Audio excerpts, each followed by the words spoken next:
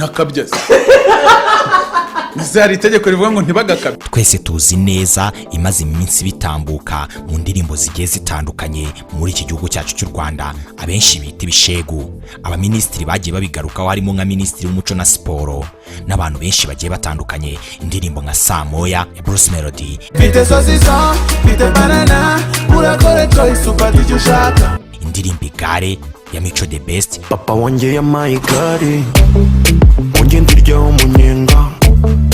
Indirimbo Dede, Dede y'umwana nuwa Dede, baby si mama Dede. Indirimbo Ifarasi, Icareho n'indirimbo Mikro ufata microphone ugaragaze bya Davis D. Nanone indirimbo Sound, nkunda sound yawe ukunda touch yanjye ya Safi Madiba nshyashya n'izindi ndirimbo nyinshi zagiye zigaragaramo amagambo benshi bita ibishegu ariko azimirijemo. Mu ndirimbo zose twavuze ntabwo twakibagirwa indirimbo imaze igihe gito isohotse, ni amasaha make, indirimbo yitwa Imbeba ure hasi mwike nimanukire ni ya Papa Cyangwe na Igor Mabano. Iyi nayo abantu batangiye kuyishinja ibishegu.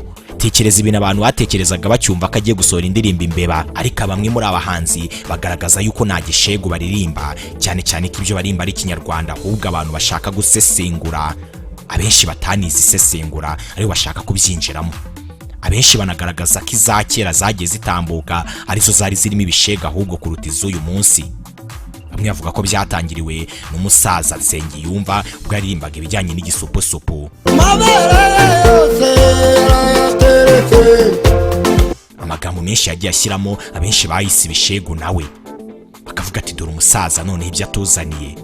Ni byinshi byagiye bivugwa ku bintu byitwa igishegu cyangwa se ibishegu bigaragara mu ndirimbo.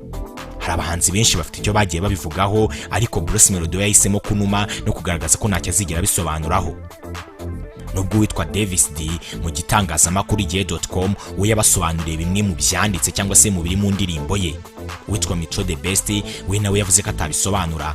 Bruce Melody magambo ye yarivugiye ati navuga ko ntari busobanura indirimbo, urashaka kunkoresha agasobanuye noneho k'ikintu kiri mu Kinyarwanda ngenda hinduka roke Kuri metrezo. Ibi byumvikana ku bantu bose koko, ariko ibi ntabwo biri mu Rwanda gusa. N'izindi njyana zigiye zitandukanye, nubwo atari injyana nshyashya abahanzi binjiyemo, ahubwo ari uburyo bushyashya binjiyemo bwo kuririmba, bakaririmba mu buryo bujimije. N'injyana nyinshi nk'injyana ya trap igitangira, abakoraga hip hop ya kera ku isi barayirwanyije. Injyana kugira ifate imenyekane muri iyi minsi byabanje kurwanywa, kimwe nuko indirimbo z'iyi minsi ziri kurwanywa. Ariko se abantu baribaza ati uramubuza kumva y'Abanyarwanda irimo udushegu dukeya yumva indirimbo nka Enemo y'abahanzi bo hanze, yumva indirimbo nyinshi zigiye zirimo ibitutsi byinshi z'abahanzi baturutse hanze? Ese wowe urabyumva ute? Muri comment banza ushyiremo igitekerezo cya mbere yuko tugusobanurira noneho neza ibishegu byihishe mu ndirimbo zose z'aba bahanzi basohoye. Niba warakurikiranye indirimbo neza Davis D, indirimbo yitwa Ifarasi nshyashya iheruka gusohoka, haraharirimba ati nyita Mr Kiboko, ubita Kiboko yicareho witinya yicareho.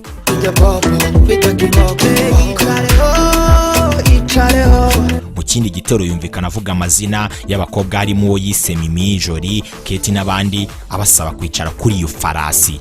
Davis yavuze ko yaririmbye farasi isanzwe nk'uko amaze igihe aririmba ibintu bitandukanye nka Hennessy, Mikro, inkongoro ya Dede n'izindi. Avuga ko ijambo kiboko yaririmbye yagize ati ifarasi igira ikiboko bakoresha iyo bashaka ko yihuta, niyo naririmbye nta bindi. Uyu muhanzi kandi akomeza yensista agaragaza ko ibyo aririmba ari Ikinyarwanda cyuje umucyo kandi nta kintu na kimwe wamushinja. Hari indirimbo nyinshi nka Too Much yasohotse irimo Jay Polly, Urban Boys, Uncle Austin n'abandi yagiye isohoka kera, ariko bitewe n'amashusho yayo bakayibohoka bakayikuraho bakavuga ko itemerewe no gukinwa mu Rwanda. Ariko se nkizi bazazibroka bati?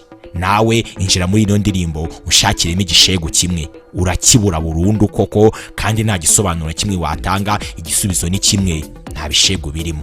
Ariko ko se iyo ubitekerejeho wowe wirengagije ku bafana b'abahanzi usanga nta bishegu birimo? Ndagira ngo nkubwire ngo niba hari igishegu usangamo cyangwa wumvamo, ni isesengura ryawe, ariko isesengura ry'undi riramutse ritandukanye n'iryawe. Bruce Melody we bamubashije abanyamakuru b'Isimbi TV baramubajije bati hari ahantu wakabije ubwo wagira guti ufite soseso kugira gutya ngo ati Bruce Melody yakabije ntakabya.